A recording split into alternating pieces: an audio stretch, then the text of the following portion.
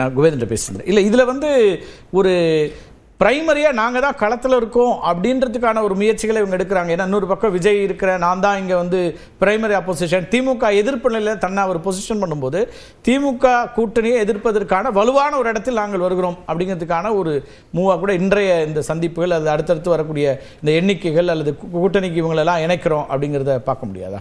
முதல்ல நான் சொன்னேன், இது வந்து ஒரு வலிமையான கூட்டணிக்கான ஒரு முதல் கட்ட சந்திப்பை தான் பார்க்குறேன்னு சொன்னேன்.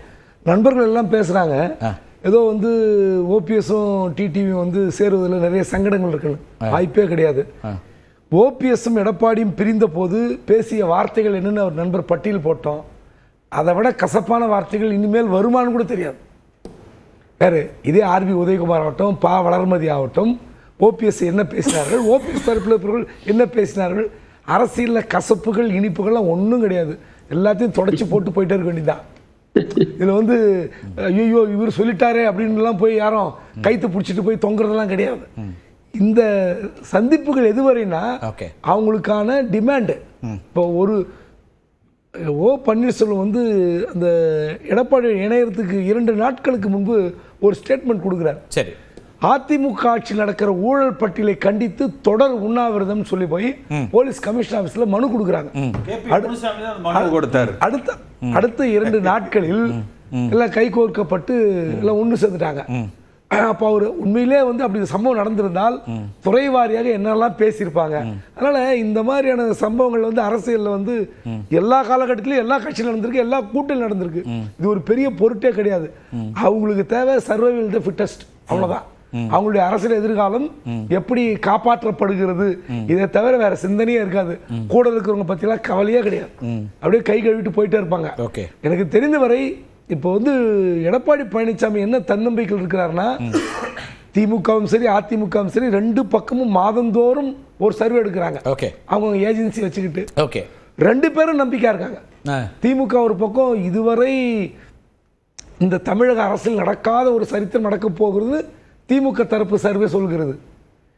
1971 கலைஞர் தலைமையிலான கூட்டணியில் பிடித்த இடங்களை விட கூட்டணி இடங்கள் 184, அதை விட கூடுதல் இடம் பிடிக்க போகிறோன்னு திமுக தரப்பு.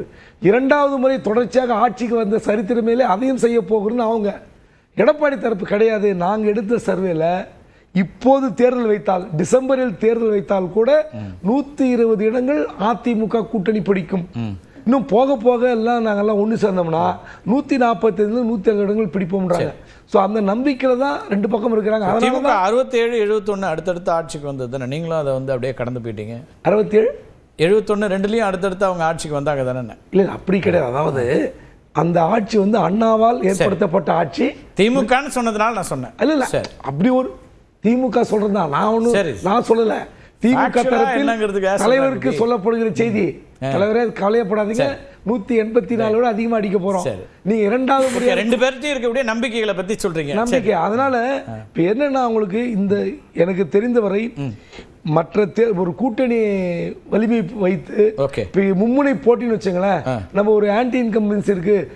திமுக அதிமுகன்னு சொல்லலாம், அதிமுக இருந்தா அதிமுக திமுகன்னு சொல்லலாம். இந்த முறை தான் எனக்கு தெரிந்து எந்த பத்திரிகையாளராலும் எந்த தேர்தல் வியூகதாரியாலும் கணிக்க முடியாத 2026. ஏன்னா விஜய் என்னன்னே முடிவாகாத போது நீங்க எப்படி என்ன எல்லாத்தையும் அப்படி இல்ல. நமக்கு அதிமுக திமுக மாறி மாறி ஆட்சி புரிந்த நிலையில் நமக்கு ஓரளவுக்கு கணிக்க முடியும்னு சொல்ல வரேன். இந்த தேர்தலில் ஒரு நெக் டு நெக் வந்தா கூட யார் வந்துருவாங்கன்னு நம்ம சொல்ல முடியும்.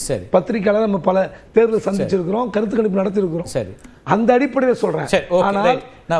ஆனால் என்ன நினைக்கிறாங்கன்னா, எல்லா பக்கமும் பேச்சுவார்த்தை நடத்தி கூட்டணி முடியும் போது ஏன் டிடிவி ஓபிஎஸ் சமாச்சாரத்துக்கு சொல்றேன். இப்பவே அவங்க சொல்லியிருந்தாங்க 6 மாசத்துக்கு முன்னாடி சேர்த்தனால மனக்கசப்பு பெரிய பிரச்சனை வந்திருக்கும். ஆளாளுக்கு தூண்டி விட்டு இன்னொன்னு தொகுதி கேளுங்க, இந்த பிரச்சனைல இந்த தொகுதி கலப்புங்கன்னு சொல்லி அதிமுக எண்ணிக்கைகள்லாம் வந்து இவங்க யாரும் எதிர்வினை ஆற்றல அப்படிங்கறத சுட்டி காட்டுறாரு கேசி. நாளைக்கு பாருங்க, இன்னும் மீடியா முன்னாடி அவங்க தோன்றவில்லை.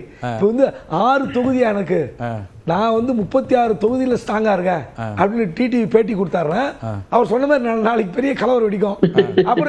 அப்புறம் என்ன சொல்லுவாங்க, அதிமுக தரப்புல நாங்க நம்பரே சொல்லலையே, அவங்க மறுப்பாங்க. இப்ப நாளையில இருந்து ஆரம்பிக்க போகுது நம்பர் மறுப்பு. வேற ஒரு கேள்வி இருக்கு ஷபீர், இந்த பீகார் ஃபார்முலா இங்க சாத்தியப்படுமா? ஏன்னா இப்ப அதை வந்து தொடர்ச்சியா பாஜக வந்து ட்ரை பண்ணிட்டே இருக்கு. இன்னைக்கும் அது பேசப்பட்டிருக்கு இந்த கூட்டத்திலும் கூட. நேரடியா சொல்லனாலும் நம்ம வந்து ஒரு மாதிரி எல்லாரையும் ஒருங்கிணைத்து ஒரு இதை கொண்டு வரணும் அப்படிங்கிற விருப்பத்தை தான் பியூஷ் வந்து வெளிப்படுத்துறாரு. அது எவ்வளவு தூரம் இங்க சாத்தியப்படும்? நீங்க அலையன்ஸ் கன்சாலிடேஷன் வந்து உங்களுக்கு திமுகல ஒர்க் ஆகுது இல்லையா? அப்போ அதிமுகவிலையும் இல்ல விஜய் அவர் ஒரு தனி லைன் எடுத்துறாரு, நாம் தமிழர் சீமான் ஒரு லைன் எடுத்துறாரு. சீமான் வரதுக்கு வாய்ப்பு இருக்கா, விஜய் வாய்ப்பு இருக்கா அப்படிங்கிற ஒரு கேள்வியும் சேர்த்தே வருது இல்ல ஷபீர்? முடிச்சோனே வருது. எஸ் சார், நீங்க சொல்லுங்க. என்ன இல்ல, அதாவது பீகார் வந்து பைபோலர். ஓகே, இங்க வந்து பைபோலர் இல்ல, 4 முனை. அதனால முதல்ல பீகாரையும் இல்ல பைபோலரா இருந்த ஸ்டேட் இப்ப பைபோலரா இல்லங்கிறீங்களா? இல்ல, இங்க வந்து விஜய்ங்கிற ஒரு ஃபேக்டர் இருக்கு.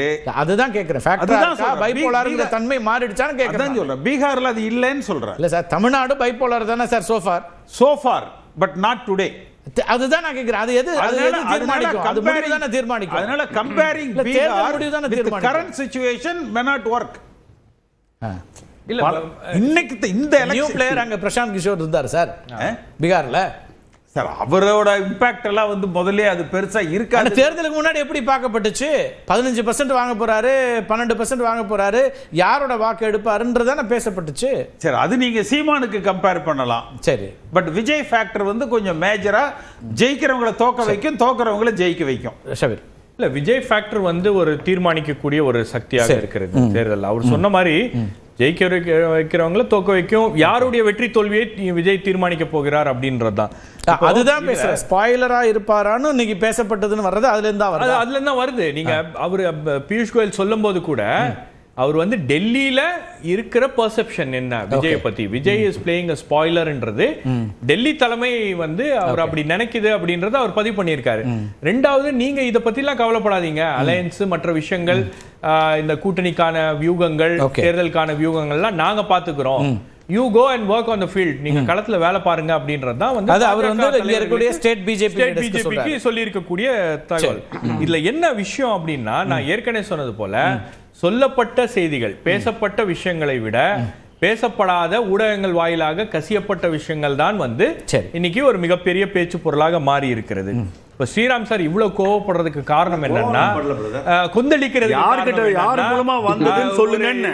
எரிமலையாக இருக்கக்கூடிய காரணம் என்னன்னா, சொன்ன அந்த சீட் நம்பர்னு தான் உங்களுக்கு காரணம் என்ன, அவரும் கேட்டாரு நானும் கேட்கிறேன். அதிமுக தரப்புல இருந்து ஒரு விஷயம் இன்னைக்கு வந்து அவங்க தெளிவா பண்ணியிருக்காங்க. என்னன்னா, ஊடகங்கள் வாயிலாக பிஜேபிக்கு நாங்க 23 தொகுதியில் தான் கொடுக்க போறோம் அப்படின்னு அந்த லிஸ்ட்டை வந்து அவங்க ரிலீஸ் பண்ணது. நீங்க அவ்வளவு பக்காவெல்லாம் ஒரு லிஸ்ட் போட முடியாது. நீங்களும் உங்க கட் பண்ணிடலாம், என் கட் பண்ணிடலாம் முடியாது. அப்போ இந்த விஷயத்தை வந்து அவர் சொல்லாம நாங்க இந்த டேர்ம்ஸ் அண்ட் கண்டிஷன்ல தான் இதெல்லாம் பேச்சுவார்த்தை நடத்துறோம் பண்றோம் அப்படின்றத சொன்ன உடனே நயினார் நாகேந்திரன் அவர்கள் வந்து அதை மறுக்க வேண்டிய ஒரு கட்டாயம், இதை பத்திலாம் நாங்க பேசவே இல்லை, இது குறித்தெல்லாம் விவாதிக்கப்படவில்லை அப்படின்னு சொல்ல வேண்டிய ஒரு கட்டாயம் என்பது தற்போது ஏற்பட்டுருச்சு. இது ஒரு விஷயம். இன்னொரு விஷயம் பாத்தீங்கன்னா, பிஜேபி தமிழ்நாட்டில் வந்த உடனே எல்லாத்தையும் சரி பண்ணிடுவாங்க, ஒரு கூட்டணியை இழுத்து பிடிச்சி ஒரு கூட்டணியை வந்து உருவாக்கிடுவாங்க அப்படின்ற ஒரு அதீத நம்பிக்கையில இருந்தாங்க. அந்த அதீத நம்பிக்கை எல்லாம் வந்து அவங்க போட்ட திட்டங்கள்லாம் வந்து பெரிய அளவில் அவங்களால செயல்படுத்த முடியல.